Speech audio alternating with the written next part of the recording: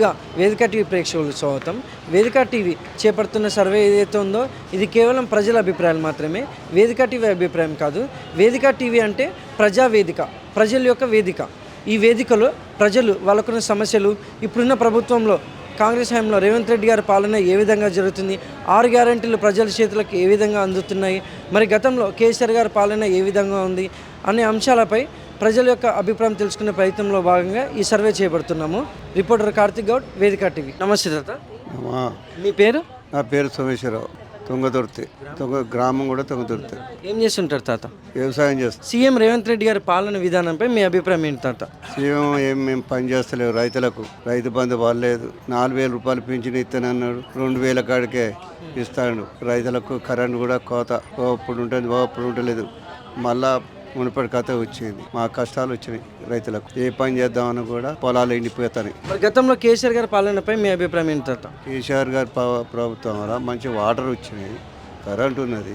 మళ్ళీ రెండోది ఆయన అన్న పథకాలు, రైతు బంధు ఉందిగా, రైతు బంధు టైం వేసేది. టైంకు రైతుకి ఇబ్బంది లేకుండా మంచిగా పొలాలు నాటు పెట్టగానే అవి రాగానే తీసుకుపోయి కూలీళ్ళకి ఇచ్చేది. మేము ఏం ప్రాబ్లం లేకపోయేది. ఇప్పుడు ఇతర అప్పులు తీసుకొచ్చి పెట్టవలసి, ఇంతవరకు రైతు బంధు పడలేదు. మూడు కార్లు ఖతం అయిపోయింది. అప్పుల పడి రైతులు ఇబ్బంది అవుతారు. ఆ పొలాలు వేసి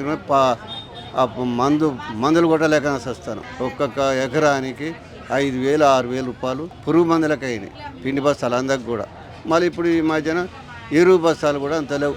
ఏది ఆ రుణమాఫీ ఒక్కటైంది అయ్యా, ఎక్కడిది 1,00,000 రూపాయలు అయింది నాకు. థ్యాంక్ యూ తాత. అమ్మా, గుడ్ మార్నింగ్. మీ పేరమ్మా? సునీత. ఏం చేశారమ్మా? మేము మెడికల్ హెల్త్ డిపార్ట్మెంట్లో వర్క్ చేస్తాం. గవర్నమెంట్ అరవపల్లి మండలం, అరవపల్లిలోనే చేస్తాం. సీఎం రేవంత్ రెడ్డి గారి పాలన విధానంపై మీ అభిప్రాయం ఏంటమ్మా? కేసీఆర్ కంటే రేవంత్ రెడ్డి బెటర్ అండి. ఎందుకంటే మాకు శాలరీస్ టైంకి పడుతున్నాయి. రైతుల గురించి మాకు అవగాహన లేదు కాబట్టి వాళ్ళ సంగతి మాకు తెలియదు. మాకైతే శాలరీస్ టైంకి పడుతున్నాయి అని పరిపాలన విధానం బాగానే ఉంది. 108, 104, ఆరోగ్యశ్రీ ఇవన్నీ బాగానే జరుగుతున్నాయి. ప్రజలకి అందుబాటులో ఉంది, సేవలు అయితే అందుబాటులో ఉన్నాయి. అంటే మా పరంగా, మా హెల్త్ డిపార్ట్మెంట్ పరంగా అయితే అన్ని సేవలు మంచిగానే జరుగుతున్నాయి. 108, 104, 102 ఆరోగ్యశ్రీ ఇవన్నీ సకాలానికి జరుగుతున్నాయి. ఇప్పుడు ఏవైతే ఈ 6 గ్యారెంటీలు ఉన్నాయో అవి ఎలా నడుస్తున్నాయి అంటారు మీ గ్రామంలో కానీ మీ దగ్గర? ఆరోగ్య సేవల అన్నీ జరుగుతాయి. కరెంటు గ్యాస్ మాకు వర్తించదు కదండి, ఎంప్లాయీస్కి వర్తించదు. మరి ఇలా చూసుకుంటే గతంలో కేసీఆర్ గారి పాలనపై మీ అభిప్రాయం ఏంటి? కేసీఆర్ పాలన బాగాలేదు, రేవంత్ రెడ్డి పాలనే బాగుంది. థ్యాంక్స్ అమ్మా. Okay, thank you. నమస్తే సార్. నమస్తే అండి. మీ పేరు సార్? నా పేరు శ్రీనివాస్. ఏం చేస్తుంటారు సార్? నేను హైదరాబాద్ ఉంటాండి. మాది ఇక్కడనే లోకల్ కానీ అరవపల్లి మాది. హైదరాబాద్లో medical shop. CM Revanth Reddy గారి పాలన విధానంపై మీ అభిప్రాయం ఏంటి సార్? పాలన అంటే ప్రజలైతే బాగానే సానుకూలతనే ఉంది. ఇప్పటివరకు అయితే మంచిగానే ఉంది. పథకాలు కూడా కొన్ని అమలు చేస్తుండు. ప్రజెంట్ బాగానే ఉంది. ఏ విధంగా అయినా ఇప్పుడు అన్ని కొన్ని జాబ్స్ మన రిక్రూట్మెంట్ చేసిండు. మెయిన్గా దళిత బంధు, మన రైతు రుణమాఫీ కూడా చాలా వరకు అయినాయి. 1,00,000 2 లక్షల వరకు అయిపోయినాయి. ఇప్పుడైతే పర్లేదు. ఏ ప్రభుత్వం వచ్చినా ప్రభుత్వాలకు కొంచెం ఉచిత హామీలు పెట్టడం వల్ల అందరికీ ఎఫెక్టే. ఇలాంటి పథకాలు పెట్టడం వల్ల ఈ ప్రభుత్వం రేపు ఇంకో ప్రభుత్వం వచ్చినా కూడా ఇదే సమస్య ఎదుర్కోవాల్సిందే. మనం ఒకటే రేవంత్ అనుడు కాదు, కేసీఆర్ అనుడు కాదు. ఉన్నటువంటి సమస్యను బట్టి వాళ్ళు ముందుకు వెళ్ళిపోతుంటారు. అంతే తప్ప పాలన మీద అందరికి పట్టే ఉంది. ప్రజలు ఏంటంటే ఒకసారి కాంగ్రెస్కి అవకాశం ఇద్దామని ఇచ్చేసారు.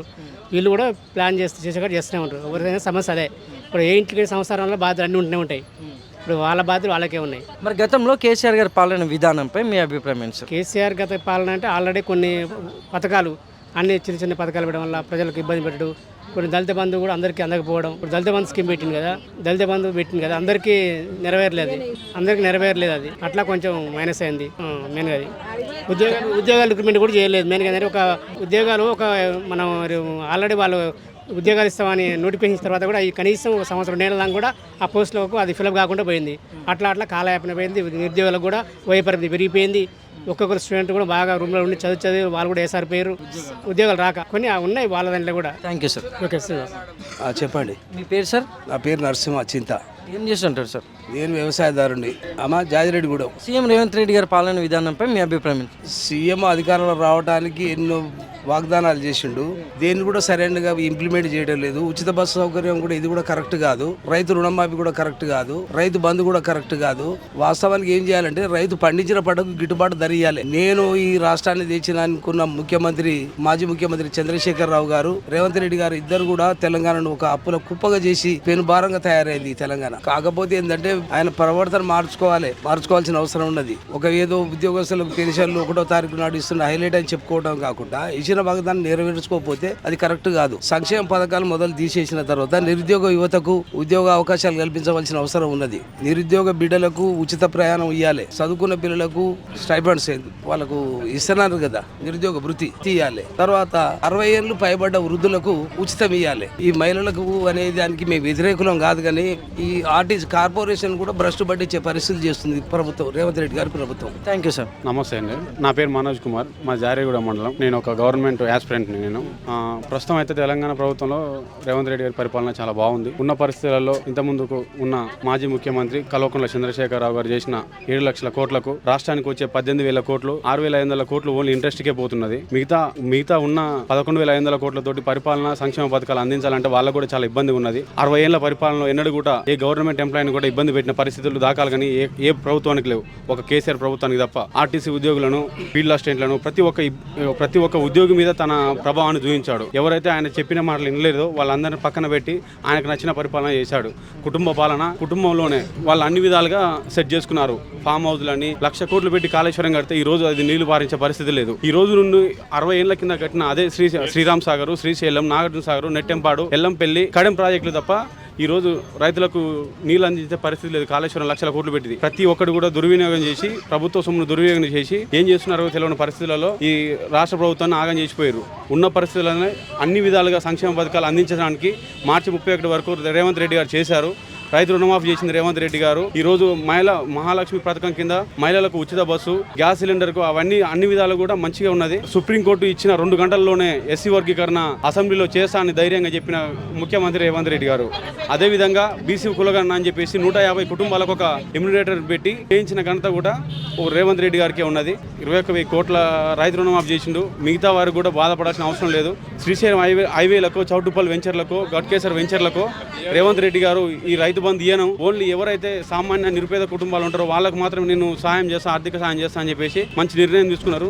ఇదే నిర్ణయాన్ని కొనసాగించాలని, ఇదే విధంగా అభివృద్ధి చెందాలని, బలిసిన వాళ్ళకు కాకుండా సామాన్య కుటుంబాలకు, పేద ప్రజలకు ప్రజాపాలనలో మంచి న్యాయం జరుగుతుందని చెప్పేసి నా ఉద్దేశం. Thank you sir. నమస్తే సార్, మీ పేరు సార్? నా పేరు భిక్షం, ఇదే సూర్యాపేట మాది. ఏం చేస్తుంటారు సార్? ఇప్పుడు ప్రస్తుతానికి అయితే కిరాణా బేరం చేస్తున్నా, అది బంద్ చేసిన. సీఎం రేవంత్ రెడ్డి గారి పాలనపై మీ అభిప్రాయం ఏంటి సార్? ఆయన పాలన మంచిగా ఉంది, కానీ 6 గ్యారంటీలు చెప్పిండు, ఇంకా 2 చేయట్లేదు ఆయన.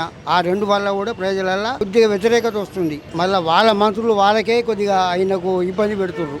నేను సీఎం కావాలని ఒక ఆయన, నేను సీఎం కావాలి ఇంకో ఆయన, వాళ్ళే అనుకొని ఈయన ఇబ్బంది పెడుతుర్రు. కానీ ఈయన మంచి వ్యక్తి కాబట్టి కొద్దిగా చేస్తున్నారు. కానీ రేపు ఉగాది వడకలన్నా ఈ 2 గ్యారంటీలు చేయాలి. ఏది ఆడోళ్లకు 2,500, ఈ మగోళ్లకు ఆసరా పింఛన్లు 4,000, 6,000 చేయాలి. చేస్తే ఆయనకు తిరుగులేదు. ప్రతిపక్షాలు కూడా ఆయన మీద బురద పోస్తాయి, అది సహజం. అది కాకపోతే ఏంటంటే వీళ్ళదంటే వీళ్ళు ఇబ్బందులు పెట్టకుండా ఆయన మంచిగా ఉంచితే 5 ఏళ్ళు ఇట్లనే నడవచ్చు, ఇంక 4 ఏళ్ళు నడవచ్చు ఇట్లనే. మరి గతంలో కేసీఆర్ గారి పాలనపై మీ అభిప్రాయం ఏంటి సార్? కేసీఆర్ మంచిగా చేసింది, కానీ అప్పులు చేసిండండి. అప్పులు చేసేవాడికల్లా ఆ అప్పుల భారం ఇప్పుడు ఈయన మీద పడుతుంది. ఈ 61 సంవత్సరాలు అంటే ఉద్యోగస్తులకు పెంచేవాడికల్లా ఆ భారం కూడా ఇప్పుడు ఇలా పడుతుంది. అందుకనే కొన్ని పథకాలు వెనక ముందు అవుతున్నాయి.